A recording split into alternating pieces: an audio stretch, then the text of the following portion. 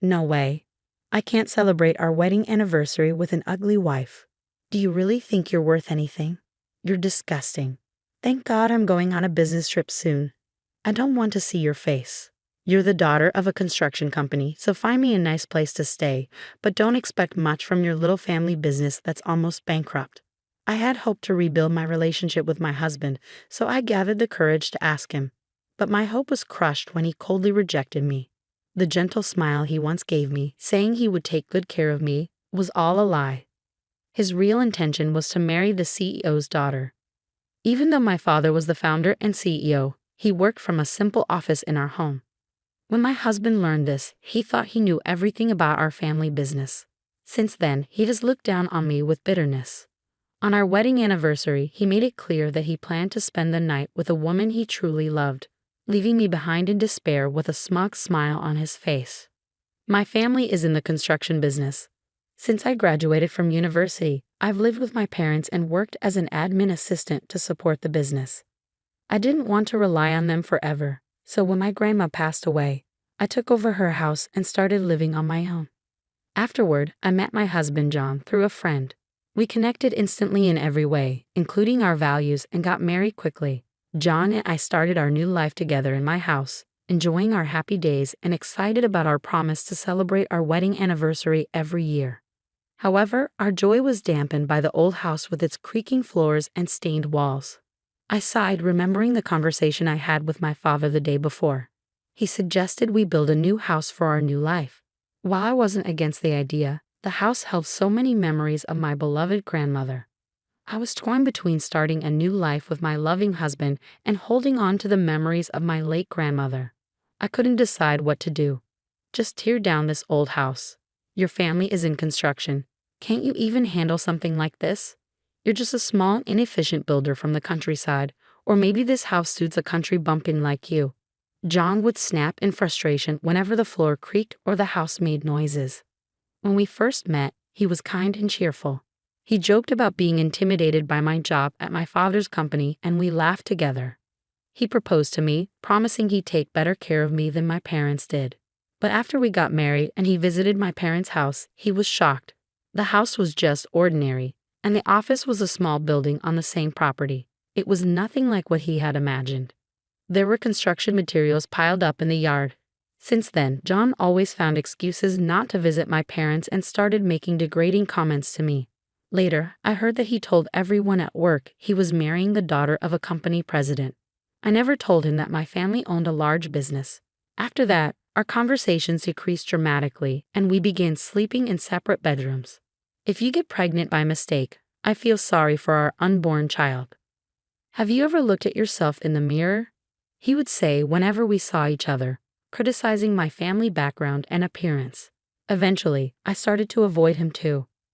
One day, after work, I went shopping and got caught in an unexpected rainstorm. Soaked and shivering, I hurried home and went to the bathroom to take a shower. I noticed the basement floor felt damp, even though I had cleaned it that morning. It seemed like it hadn't dried properly. I hesitated but decided to get warm as quickly as possible, so I took off my wet clothes without thinking much. However, I froze at the uncomfortable feeling that something was wrong. The bathroom was still humid and water droplets clung to the shower curtain and walls. I had cleaned the bathroom the night before, and even if I forgot to turn on the exhaust fan, it seemed unlikely the room would stay that wet until late afternoon the next day.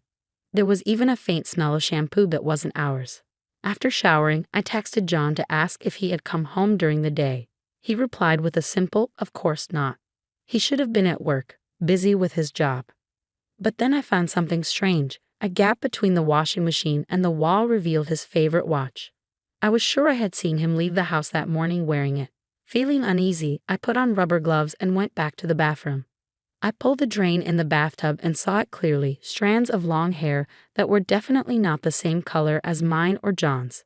There were also a couple of small stones, likely from nail art, tangled in the hair. I rarely got my nails done. Next, I checked John's bedroom and found more of the same long hair, along with the same unfamiliar scent. There was even a smudge of foundation and lipstick on the white bed sheets. That night, feeling sick to my stomach, I decided to check John's phone while he dozed off in the living room. I had been avoiding him by hiding in my room after dinner. He didn't expect me to come out, and after a few drinks, he dropped his phone on the floor and fell asleep in a good mood. I didn't sense any caution from him at all. His cell phone wasn't even locked. A bit surprised, I took advantage of the situation and opened his messaging app. I quickly found messages from the woman he was seeing. I guessed she was his ex-girlfriend. From their conversations, I learned she came from a wealthy family and had left him when she got engaged to another rich man. However, he couldn't get over her and contacted her while she was preparing to move into a luxury apartment her fiancé's parents had bought as a wedding gift. Her fiancé couldn't move in with her yet, and she was struggling with living alone in the new place. It seemed John took advantage of that. To compete with her happy messages, he bragged that he was about to marry the daughter of a construction company. I realized then that he married me just to make his story sound impressive. How pathetic. He had no shame in using me just to show off, and I had been completely fooled.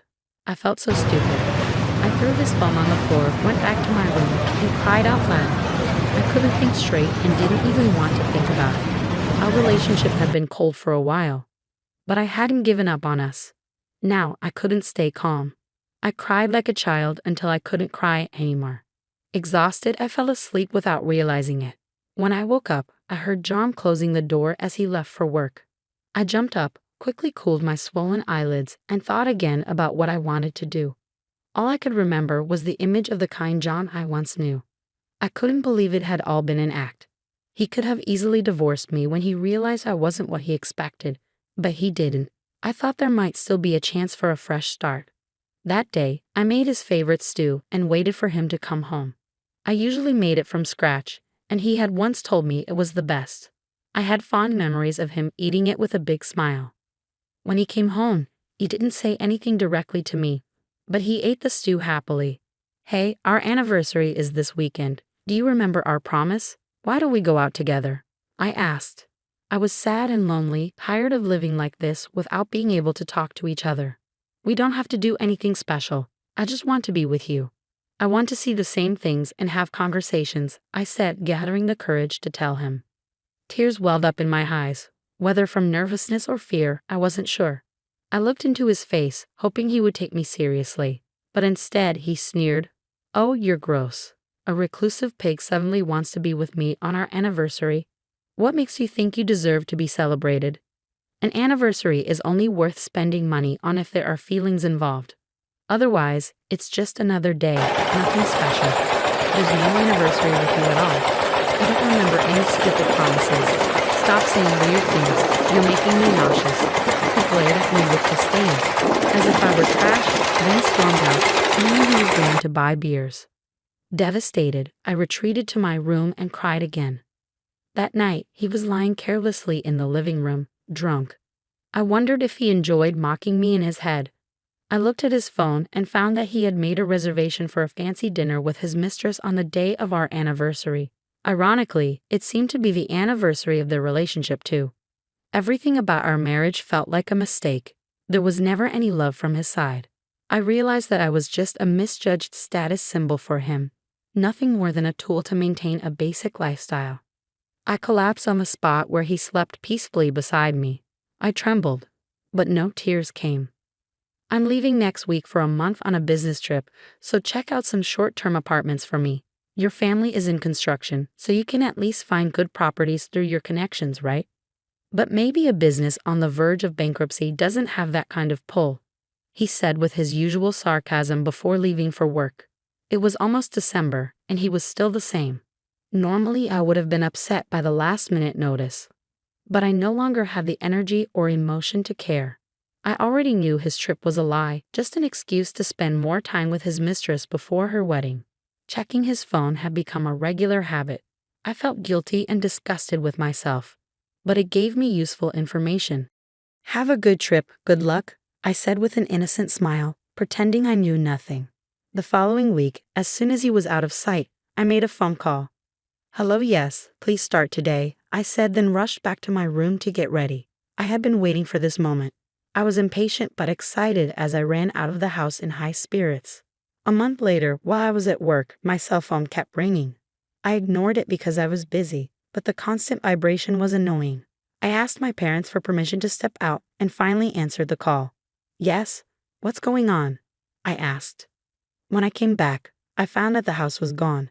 Completely gone. The land was up for sale too. John was yelling on the other end of the phone so loudly that I didn't need to put it on speaker. Explain what the hell is going on. The house is gone. You told me to get rid of the house as soon as possible, so I asked my father. I thought this was supposed to be my privilege. Why are you complaining when I did exactly what you wanted? I replied calmly, suppressing my laughter as I imagined him panicking. Don't mess with me. There's no way a small business like yours could do this in just 1 month. And the sign has the name of a major company as the contact. There's no way they do a favor for a small, no-name business. Who's behind this? Don't try to fool me. I told you I asked for it. You took one look at my parents' house and assumed it was small and mediocre. Did you ever actually research my family's business? I said, revealing the truth. He seemed to realize something and quickly searched for information on his phone, probably about the company on the sign. He was so stunned that he couldn't say a word. No wonder on the company's website he saw a picture of my father as the CEO. We're a construction company, but we also run various related businesses. Not only do we handle home construction, but demolition and land sales as well. Recently, with inflation affecting business, they were more than happy to help me demolish the house and sell the land. The demolition took only a week. It was their last big job of the year, and the land sold at a pretty good price. I saw it as the last Christmas gift from my beloved grandma. I've been struggling with the decision for a while, but in the end, it helped me make up my mind. John was still speechless despite my cheerful tone. I couldn't see his face, but I imagined he must have been pale and sweating. Don't tell me you threw away all my stuff, my computer, my work files. Damn it. Do you have any idea what you've done? He was half sobbing, panicking about what happened to his belongings. No way, I'm not that heartless. My stuff went to my parents' house, and yours went to the right place. It's a little early, but it's my Christmas gift to you. Please accept it. Oh, and by the way, the boxes should arrive today. I sent them under your name, and I wrote down the address. I'm sure they'll come asking about it. You guys can talk it over and come to an agreement. Where the hell did you send them? He trailed off, so panicked that he forgot to hang up the phone. As I expected, the recipients of the package appeared. Can you please explain what's going on? Asked a man to John's horror. It was the fiancé of his mistress. I had sent John's boxes to their condo. I had already confirmed the address from John's messages. Along with the boxes, I included pictures I had taken of him and his mistress at the hotel and in the condo. The fiancé's family was well known in the area, and I made sure to send the pictures to them as well. On the other end of the phone, I could hear John and his mistress pointing fingers at each other while the outraged fiancé watched. Their engagement was called off, and it looked like a court case was in the works. When the storm passed and John realized he was still on the phone with me, he was furious and started cursing. You're ruining my life. I'm going to ruin yours too. You're worthless, and I'll make you regret this for the rest of your life. You deserve everything you got. How dare you say that without even thinking about what you did? I responded calmly. I won't forgive you ever. This is definitely the end, I said and hung up on John. I immediately called his work and reported his wrongdoings, which I had discovered while checking his phone. Then I called his parents and told them everything. I considered holding back if he made a sincere apology, but I felt I had no reason to anymore. That same day, John was fired from his job, and his angry parents disowned him. Overnight, he lost his job, his house, his wife, and his family. I was sure he couldn't stay in town any longer. After that, we officially divorced. Of course, I negotiated a large alimony settlement. His mistress was also abandoned by her furious parents. Her ex-fiancé sued her for swindling, and she was ordered to pay a huge compensation. They brought shame to a wealthy family, and the amount demanded from them was likely far greater than what a regular person like me could have managed. John and his mistress, now with no place in each other's lives, supposedly started over in a small apartment. With a damaged career and a naive young lady, they probably struggled to make a decent life together. Rumor had it they were arguing fiercely every day and just scraping by to pay their debts. Meanwhile, I bought a new house with the money from selling the land. I chose to live modestly without my parents' help and make the most of each day. Although my marriage failed, it taught me not to judge people quickly. I reflected on my naivety and learned not to waste this experience. I was hurt, but I am determined not to let it define me. I am committed to growing, becoming a better person, and learning to see people clearly. I set a big goal for myself and made a wish for a bright future.